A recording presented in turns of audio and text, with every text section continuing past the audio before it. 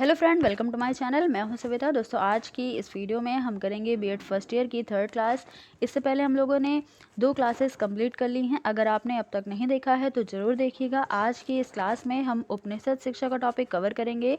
बात कर ले बीएड एग्ज़ाम की, तो हम सभी को पता है कि बीएड में हमें बहुत ज़्यादा लिखना होता है, लेकिन इसका मतलब ये तो नहीं है कि हम सिर्फ कॉपी भरने के लिए कुछ भी लिखते चले जाएँ। अगर हमारा टॉपिक अच्छे से कवर होगा, हमें शब्दों का मतलब एक बार अच्छे से समझ आ गया, तो फिर उस टॉपिक पर हमें कितना भी लिखना पड़ जाए, हमें कोई प्रॉब्लम नहीं होती है। इसलिए इन क्लासेस में हम आपको शब्दों का अर्थ बहुत अच्छे से समझाने का प्रयास करेंगे, जिससे आपको फिर से पढ़ने की ज़रूरत नहीं होगी। कई सारी बुक्स की स्टडी करके मैंने आपके लिए ये निचोड़ निकाला है, जिसे आप आसानी से समझ सके। हम विद्यार्थियों के पास बुक्स तो होती हैं और हम उसे पढ़ भी लेते हैं, लेकिन उसकी लैंग्वेज इतनी टफ होती है कि हमें आसानी से समझ नहीं आता कि उसमें क्या लिखा गया है एक टॉपिक के बारे में, और एग्ज़ाम तक हमें कुछ भी याद नहीं रहता। तो चलिए क्लास स्टार्ट करें। देखते हैं आज का जो टॉपिक है इसका मतलब क्या होता है। देखिए, उपनिषद की बात करें तो उपनिषद जो शब्द है इसमें जो उप और निह लिखा है, ये एक उपसर्ग है, और सद क्या है, धातु है, यानी कि सद एक मूल धातु है। सद का अर्थ क्या होता है, नाश, गति या प्राप्ति, अवसाद या फिर अंत। उपनिषद का मेन अर्थ की बात करें तो जिससे हमारे अंदर की जो अविद्या है, यानी कि जो अज्ञान है हमारे अंदर, उसका नाश होता है उपनिषद के अंतर्गत, और हमें आत्मज्ञान की प्राप्ति होती है, और हमारे अंदर जो भी दुख हैं इनका अंत होता है। अगर हम उपनिषद का ज्ञान ले लें तो हमारे अंदर की जितनी भी अज्ञानता है उसका विनाश हो जाएगा, हमें आत्मज्ञान की प्राप्ति हो जाएगी, और हमारे अंदर के दुखों का भी अंत हो जाएगा। तो ये था उपनिषद का अर्थ। अब देखते हैं मैक्स मूलर के अनुसार उपनिषद का क्या अर्थ दिया गया है। यहाँ पर देखिए, मैक्स मूलर ने क्या किया है, सद धातु और निह उपसर्ग को मिला करके एक नया शब्द दिया है, जो कि है निषद। निषद का अर्थ इन्होंने बताया है बैठना होता है, और उप का मतलब होता है निकट, यानी कि मैक्स मूलर ने क्या किया है, उपनिषद जो शब्द है इसका पूर्ण रूप से अर्थ दिया है निकट बैठना। अब देखते हैं डॉक्टर राधाकृष्णन के अनुसार क्या कहा गया है।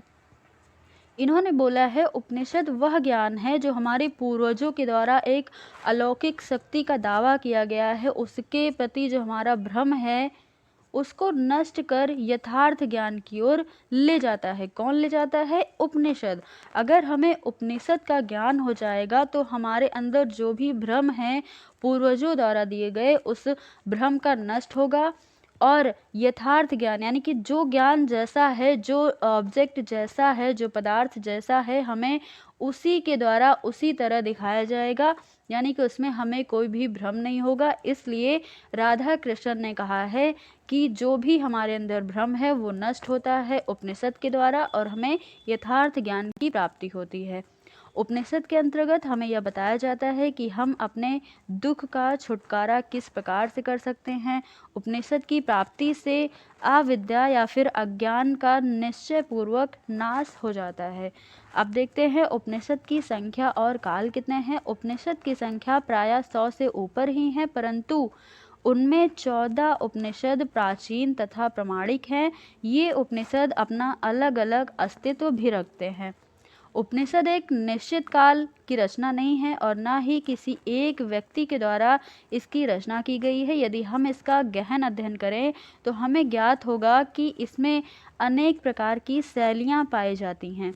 तो यहाँ पर ये जो उपनिषद का संख्या या फिर काल है, ये आपसे एग्ज़ाम में सिर्फ वेरी शॉर्ट में 1 नंबर का पूछ लिया जाता है कभी कभी, और कभी कभी तो ये भी नहीं पूछा जाता। तो इसलिए इसकी संख्या बहुत ज़्यादा इम्पॉर्टेंट नहीं है, लेकिन ये ज़रूरी है कि आपको पता होना चाहिए।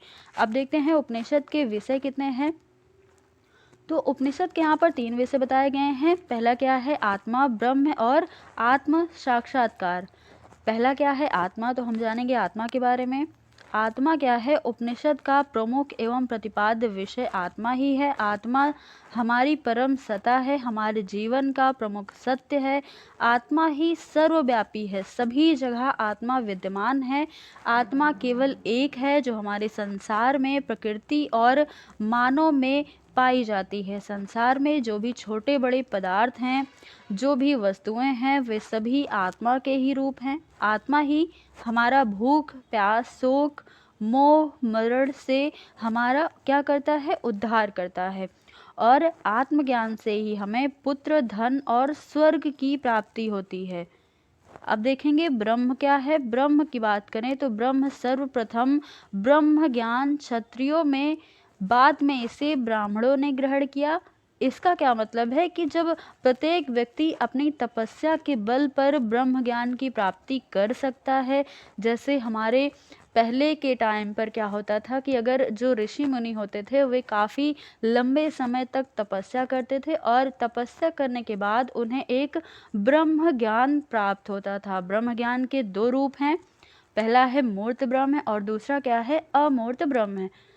यानी कि एक मूर्त ब्रह्म होता है और एक अमूर्त ब्रह्म होता है कि जो हमें दिखाई नहीं देता, और कुछ ऐसे होते हैं ज्ञान जो हमें मतलब पता चलते हैं।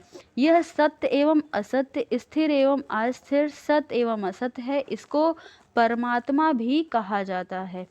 अब देखते हैं आत्म साक्षात्कार क्या है। ब्रह्म ज्ञान को प्राप्त करने के लिए कायिक, वाचिक तथा मानसिक संयम करना ही आत्म साक्षात्कार है। यानी कि हमें अपने शरीर पर, हमें अपने वाणी पर, अपने मानसिक पर संयम रखना होता है। इसी को आत्म साक्षात्कार कहते हैं। ब्रह्मचर्य का पालन करना, सत्य पथ पर चलना, वस्तुओं की चोरी ना करना, माता पिता की सेवा करना आदि, ये सभी आत्म साक्षात्कार के लिए आवश्यक माने जाते हैं। ब्रह्म साक्षात्कार यानी कि ब्रह्म साक्षात्कार भी आत्म साक्षात्कार है। इसको करने के बाद मनुष्य संसार बंधन से मुक्ति पा लेता है और वह पुनः इस संसार के मोह जाल में दोबारा नहीं फंसता।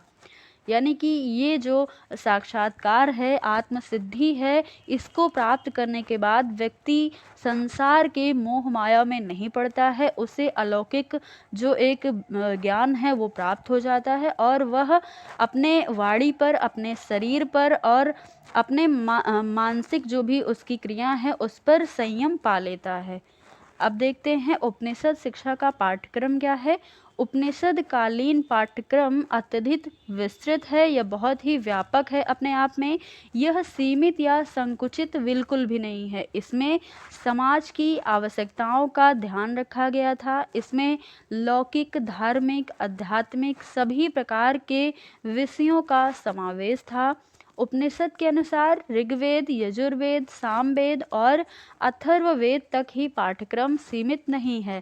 कहने का आशय ये है कि उपनिषद शिक्षा अपने आप में एक बहुत ही ज़्यादा व्यापक पाठ्यक्रम है। इसमें हम बहुत सारी चीज़ों का अध्ययन करते हैं और हमें सभी वेदों का भी ज्ञान होता है। तो दोस्तों ये थी आज की क्लास। अगर आपको क्लास अच्छी लगी हो तो ज़्यादा से ज़्यादा लाइक शेयर करिएगा और अगर चैनल पर नए हैं तो चैनल को सब्सक्राइब करना ना भूलिएगा। फिर मिलेंगे अगली क्लास में। धन्यवाद।